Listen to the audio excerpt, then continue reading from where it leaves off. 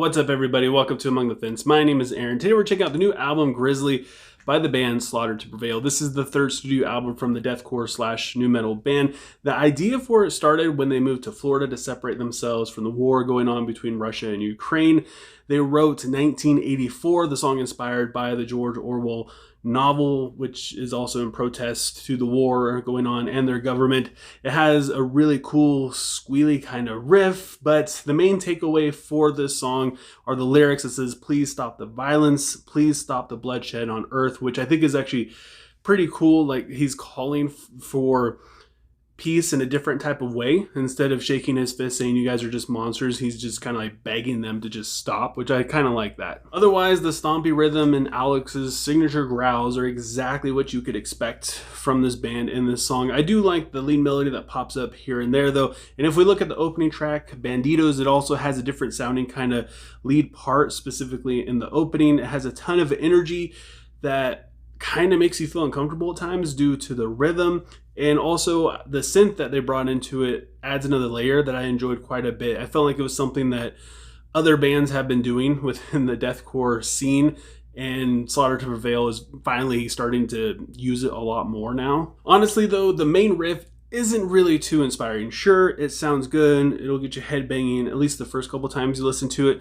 but I feel like it's something that we've heard before, that like deathcore bands quit using this riff back in like the early 2010s, and the lyrics are also kind of cheesy and repetitive. The same stompy rhythm continues into the song Russian Grizzly in America. It's all in Russian, but you can pretty much guess what this song is about. The only thing that really stands out to me in this song are the drums, which honestly is something that stands out to me throughout this entire album. But I want to preface that by saying that I am a guitar player. I understand drums, but I don't play the drums. So I feel like it's very easy to impress me within that kind of instruments and what they can do. So it sounds really cool, but if you're a drummer, you might be like, meh, it ain't that good. But as a guitar player, I kind of feel like the riffs aren't that good either. And then we have the song Babayuka, something like that. It means boogeyman in Russian folklore, kind of equivalent thing. This song is far from perfect, honestly, but the music, it's just like all the other songs. But the chanty vocals in the pre-chorus and the cleans in the chorus are just so sick. It hooked me the first time. I know people are going to say it's cheesy, it's corny, cringy, whatever, but it as an old school Rammstein fan, this song takes me back to Mutter, whatever that album is from like 2001 that Rammstein released. And despite all of this song's flaws, it still just sucked me in. The synth included reminds me of something that Rammstein would do, which I know that isn't really giving a whole lot of praise either, but I loved Rammstein growing up. So this one, it's cheesy. Some people might think it sucks. If you don't like relate it to Rammstein, I'm pretty sure you might not enjoy it as much. But as for me, that's pretty much the only reason why I liked it. Following the same kind of theme as the Russian Grizzly song, we have Viking, which is about sword fighting. It has a really high sounding lead guitar part with another stompy rhythm section that is perfect for Vikings to go out and pillage villages to. The chorus is a little corny in the sense of, it's like, it reminds me of that song that guy from American Idol sang to Simon. He has like the hat and the cape and he's singing like, "You are my brother, my best friend forever," something like that. It reminds me of that. So it's a little cringy. It means well, but at the same time, it's a little silly. And then we have Koshiki, I believe that's how you pronounce this song. It started out pretty promising with like an acoustic, cleanish guitar section, but eventually it ends up sounding exactly like all the other songs in terms of deathcore. I feel like this band just misses the mark musically. Like, this could have been a really cool, decent sounding deathcore song, but it isn't really there. And unfortunately, I feel like it's Alex's fault. I feel like his vocal choices sometimes aren't really the best. He kind of just does what Alex Terrible does, and it kind of takes away from the moment that the song is having, if that makes sense. Like the breakdown in the end is so it's good. I don't want to say it's so good because compared to other bands, I mean, it's kind of mid. But within this album, the breakdown is actually pretty sick. The vocals from Alex, though, and the lyrics, they just aren't it. Like, I feel like it would have just been really cool if he just didn't say anything, if he just picked up the mic and growled like as deep as he could. I feel like that would have been really cool. That's something that I feel like Will Ramos, Tom Barber, Ben Dure, I feel like all of them would have had the natural instinct to just do something like that. Instead, the choices that Alex made, it just isn't really it. And then we have the song Lift That Shit, which is kind of like weirdly masculine in a way. Like, it's just, I don't know, it isn't very politically correct. I don't really care personally, but it just makes it even more cringy. I feel like he's just such this big, strong, tough guy, you know. It's just, yeah. Apparently this is another way of saying put your money where your mouth is and deal with the problems you have, which is kind of cool. I enjoy that. But again, Alex Terribles it all up, and it just, yeah, it's a little cringy as well. And because of that, it's probably one of the most forgettable songs that they've ever written. It's also probably the most Slaughter to Prevail sounding songs on this record, unless if you don't know what Bailet means, which is the next song, which is based off the manga series Berserk. You might think that this song is actually probably the most cringy because of the lyrics in it.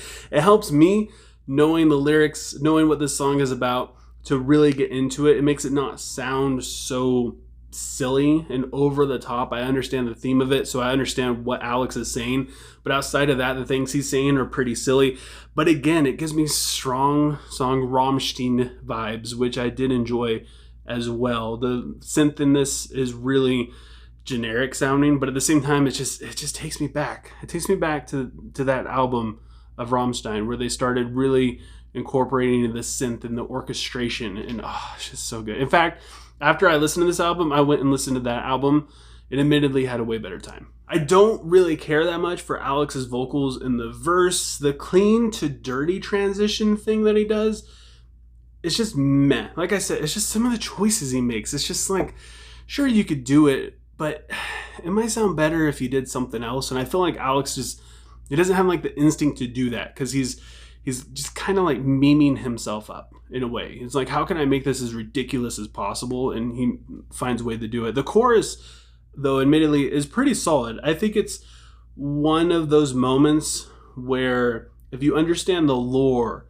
of Bailet and you understand Berserk, I feel like on this song they didn't really miss the mark. Like I said in the past song, like, this is a pretty solid deathcore song, and I feel like because of that, it's probably one of the better songs on this album, at least for me. It's not something I would consider to be like top tier though. And then we have Rodina, I believe that's how it's pronounced, which again brings more really strong Rammstein vibes, especially when the drums come in, and then when the synth comes in with the distorted guitar, it just hits so hard. And honestly, the whole time I was listening to this, I found myself, I'd rather be listening to Rammstein, because I know it's weird to compare them, Russian to German. I don't understand either one of those, but at the same time, if you take the same kind of synthy music and the guitars, it just blends. It blends together. They sound so similar. And honestly, I quite enjoyed Rodina. I liked it a lot.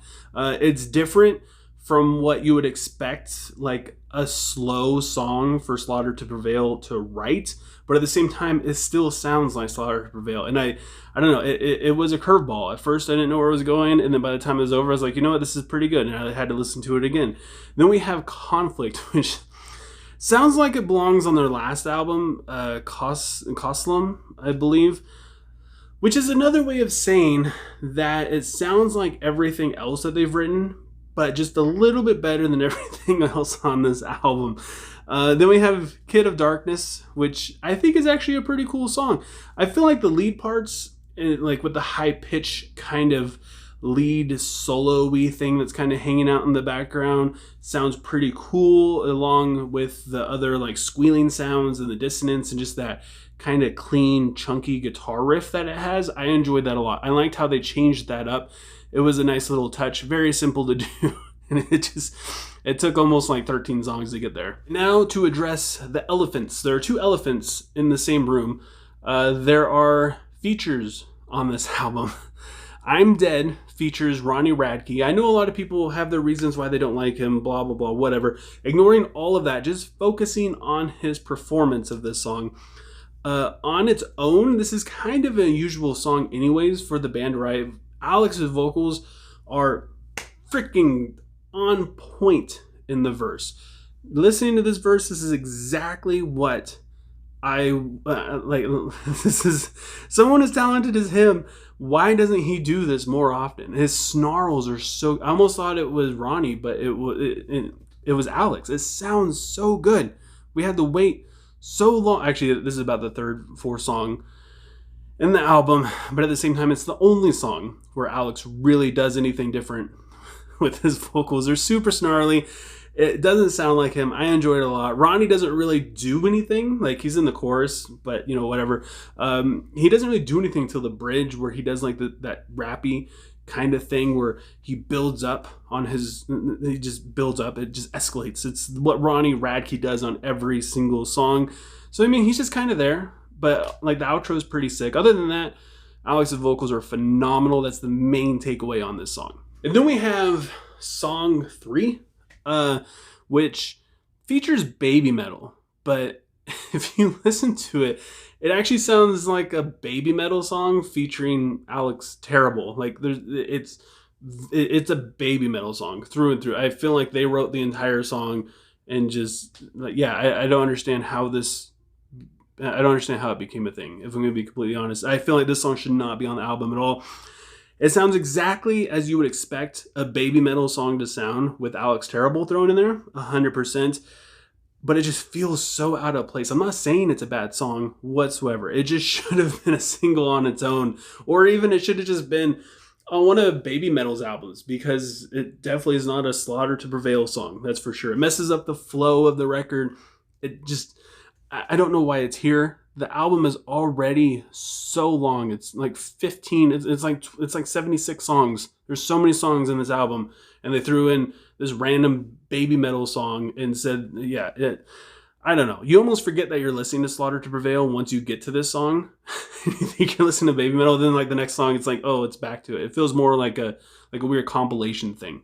So this is a Slaughter to Prevail album for sure. If you've heard any of their past records, you know exactly what this album is going to sound like. If you enjoy their sound, you're going to love it. If you don't, then you won't. It's pretty much all I can really say. It's got that Alex Terrible thing that he does. It has the same stompy rhythm and the same kind of drum. It's just the same thing, man. It's just the same thing. Like I said, if you like them, you're going to like this album. If you don't, then you won't. I got to give Grizzly by Slaughter to Prevail a 5.7 out of 10. But I don't know what you guys think. I have a feeling most people will agree with me, unless if you're a super diehard Slaughter to Prevail fan and you're just completely lying to yourself. So yeah, leave a comment below letting me know what you thought of this album. Let me know what you would rate it, what your favorite song is, even though it'll be hard to tell the difference between songs because they all sound exactly the same. And if you enjoyed this video, don't forget to give it a like. It helps out so much with YouTube's algorithm. And if you want to continue seeing more of my videos, New Music Fridays, more reviews, even some shorts on doing reviews on songs and stuff. I've been doing a lot of those lately. Those have been kind of taking off, getting a lot of views. So yeah, if you don't want to miss out on any of that, feel free to subscribe and ring the bell icon. It helps me out tremendously as well. And I just thank you guys so much for taking time out of your day listening to me talk about music. You have no idea how much this means to me to be able to have this community. We could talk about music and be pretty friendly about it. Most of my comments, people are very nice. And at the same time, I don't care. This is just my stupid, silly opinion. So if you take it too seriously, that's your fault. I hope you have a good rest of your day or night whenever you have me watching this. And I will talk to you guys next time.